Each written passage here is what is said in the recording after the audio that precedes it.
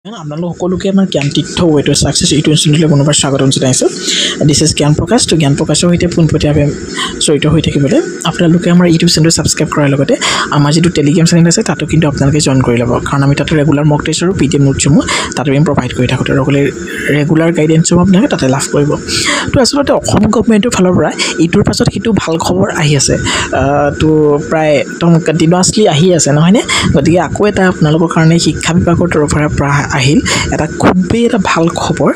তথাপিও যদিও শিক্ষা বিভাগে TCRৰ ক্ষেত্ৰত টেট কাম ৰিক্ৰুইটমেণ্টৰ ক্ষেত্ৰত এটা নাভুত নাচুত এখন কাট অফ লিষ্ট আপোনালোকৰ আগত দাঙি ধৰিলে, কিন্তু তথাপিও শিক্ষা বিভাগৰ তৰফৰ পৰা আৰু এটা খুব এটা ভাল খবৰ আপোনালোকৰ কাৰণে আছে, কাৰণ তেওঁলোকে ফাৰ্ষ্ট ফেজ ভেৰিফিকেশ্যনছ লিষ্ট তেওঁলোকে পাব্লিছ কৰিছে। কেৱল LP UP বুলিয়ে নহয়, এছিষ্টেণ্ট টিচাৰৰ কাৰণে তেওঁলোকে এইসমূহ খালী কৰি পাব্লিছ কৰিছে ফাৰ্ষ্ট ফেজ ভেৰিফিকেশ্যনছ লিষ্ট। ঠিক আছে, কাৰ কাৰ নাম আছে আপোনালোকে চাই ল'ব। আৰু এই গোটেই ডিটেইলছটো চব এখন official notifications in pursuance with the notice issued by এইখিনি আছে দেখিছেনে 4 January for engagement 255 nos of different categories of teachers in for CBSE affiliated English medium Adarsha Vidyalaya. আপোনালোকে জানেই আমাৰ অসমত আদৰ্শ বিদ্যালয় কিমানখিনি আদৰ্শ বিদ্যালয় আছে, আৰু তাতে 255টা এছিষ্টেণ্ট টিচাৰৰ পোষ্ট এইবাৰ আচলতে মুকলি তেওঁলোকে কৰিছিলে। আৰু সেই আদৰ্শ বিদ্যালয় সেই যিবিলাক CBSE এফিলিয়েটেড ইংলিছ মিডিয়ামৰ যিখন আদৰ্শ বিদ্যালয় তেওঁলোকৰ ফাৰ্ষ্ট পেজ ডকুমেণ্ট ভেৰিফিকেশ্যনৰ আৰু পাৰ্চনেল ইণ্টাৰভিউৰ কাৰণে আপোনালোকৰ 1 তাৰিখৰ পৰা 4 জুলাইলৈকে আপোনালোকৰ সময়টো নিৰ্ধাৰণ কৰি দিছে। ইয়াতে খুব ভেনুটো দি দিয়া আছে, ষ্টেট অফিচ অফ দ্য আদৰ্শ বিদ্যালয় সংগঠন আছাম, 2nd ফ্ল'ৰত আপোনালোকে ডিৰেক্টৰ টেকনিকেল এডুকেশ্যনত গুচি গ'লেই হৈ যাব। আৰু ফাৰ্ষ্ট ছেশ্যনছ 9টাৰ পৰা 1টালৈকে হ'ব, আৰু ছেকেণ্ড ছেশ্যনটো অকণমান দেৰিলৈকে হ'ব, 2টাৰ পৰা 5:30 বজালৈকে আপোনালোকৰ থাকিব।